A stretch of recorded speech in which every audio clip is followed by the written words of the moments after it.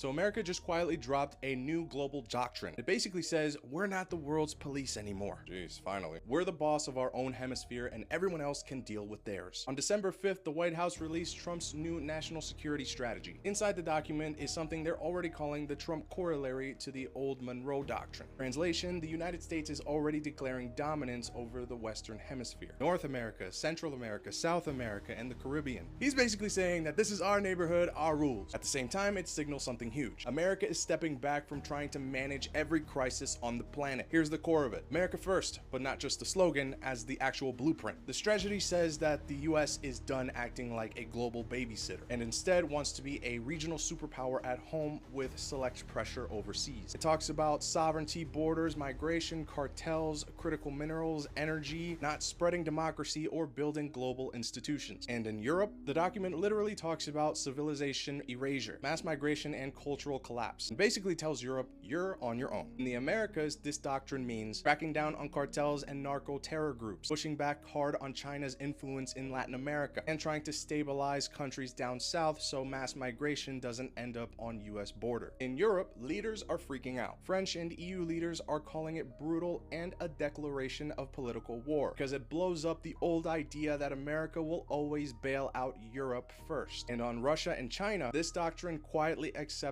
a world of spheres of influence, meaning that it acknowledges that there are only 3 global powers, the US, Russia, and China. The goal is to avoid a giant global war by not trying to run everything anymore. So here's the question, is this smart realism where we're admitting that we can't police the entire planet, or is it dangerous because it gives Russia, China, and Iran more room to operate in their own backyards? Does America get stronger when it focuses on its own hemisphere, or weaker if it stops acting like the glue that holds the old world order together?